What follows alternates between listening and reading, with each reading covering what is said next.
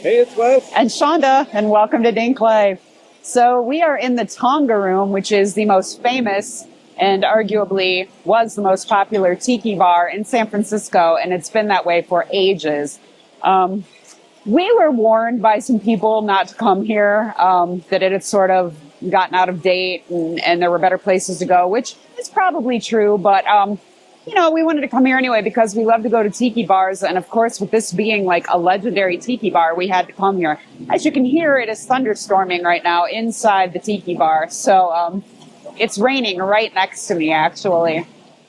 We didn't tape outside of the tiki bar to begin with because we were running late. So just a fair warning. So first of all, you do have to have a reservation. Well, you don't have to, but I highly recommend it.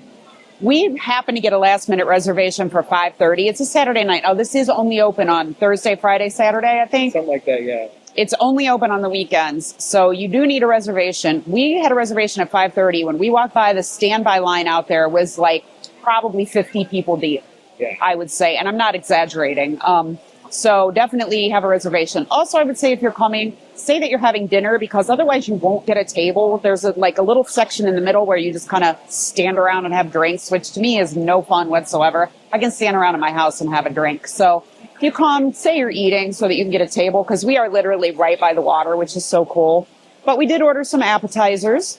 Also do note if you come for the dinner show, which starts at 7, they will charge you an extra $20 a person just to sit here and watch the show. So we are going to eat and drink and try to get the heck out of here before 7 o'clock. But it took us 30 minutes to get here, and we were literally just 3 miles up the street at Haight-Ashbury. So beware. If you think you have enough time to get here from wherever you are in the city, you probably don't. Just plan some extra time. But having said that, we are going to dive into these drinks and this food and let you know what's happening.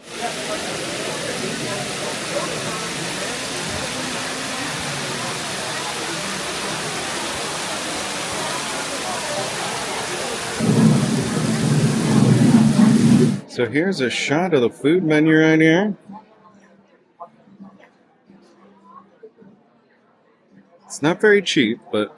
And here's the drink menu. A little bit of history.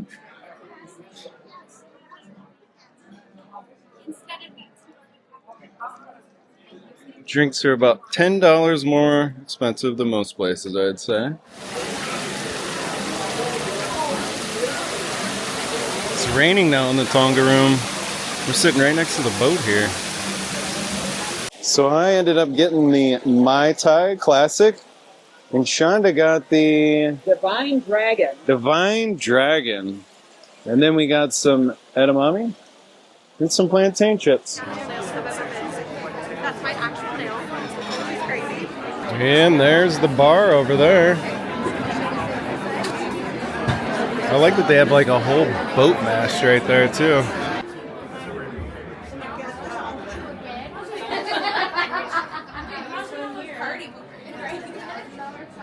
There's the entrance to the Tonga Room right there. There's the Tonga Room before it was converted. And there's the original cocktail menu. That's the old Tonga Room snack menu. And there's the entrance to the Tonga Room. And it's down that way to the Tonga Room.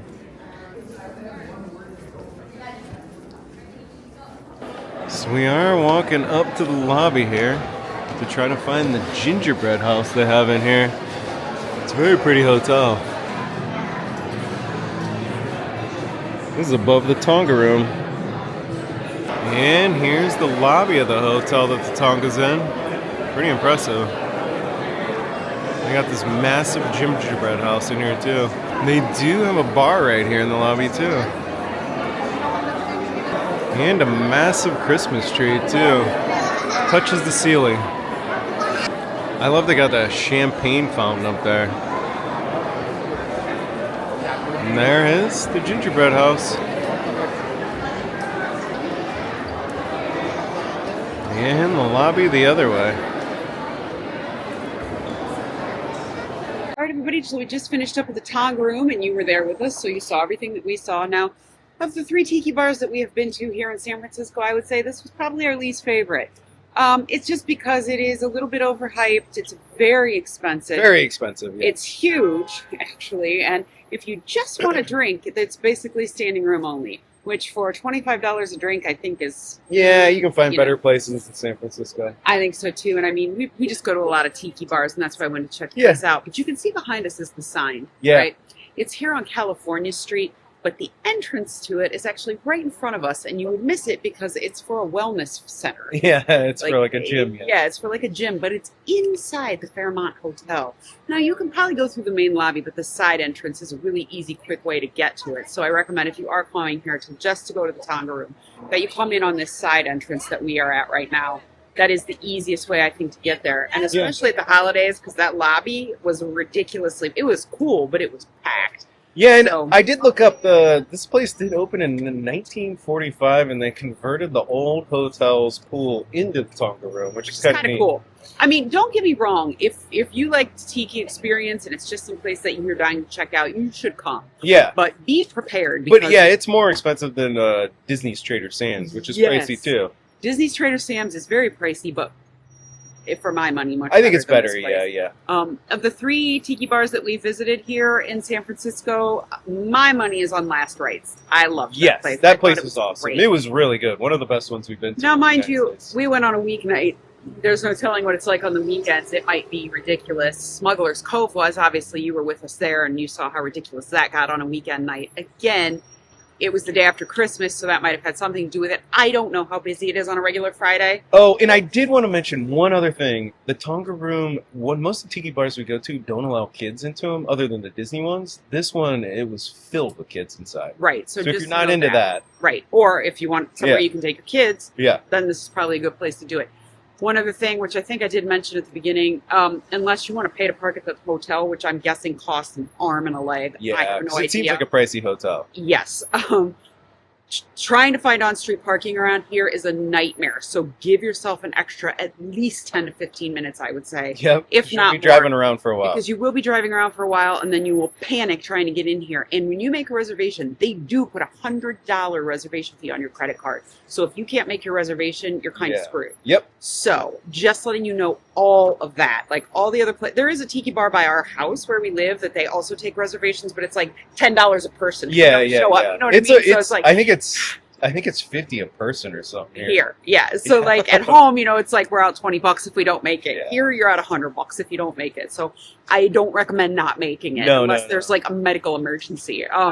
But otherwise, it was okay. It wasn't terrible for a tiki bar. I'm not sure I would go back. I mean, it was cool to just check off the list of tiki bars to say we've been here. Agreed. But I will say it is definitely a tourist trap. It is a tourist attraction 100%. It's not like your normal vibe of just a tiki bar that adults go and hang out at and stuff like that. It is... Yeah, and the drinks were good, and not that we ate a lot of food. It was the food we had was tasty. The food was good. Yeah. It was just really, really expensive. For the 2 of us to have 1 drink each, and then we had a little bit of edamame and some plantain chips before the tip was $78. So that just sort of gives you an idea of how expensive it is. Now, that may not seem bad to you, and if it doesn't, go ahead and call them. But to us, that seems really expensive because most tiki bars that we go to, the drinks were like $16 or $17 a piece. Here they were like $25. Yeah. So just letting you know how we feel about it. You might come and love it, and you should try it out if this is your thing.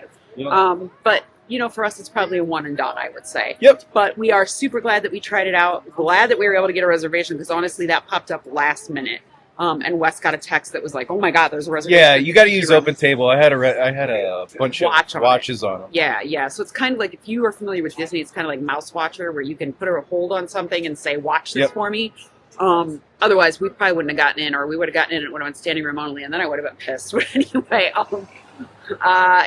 it is what it is, and it wasn't horrible and it wasn't great. It's just kind of like somewhere in between, I think. Yep. But we like to leave it up to you. We make these videos, and then we like you to make your own decisions. So just remember, as always, whatever you decide to do, just get out there and do it.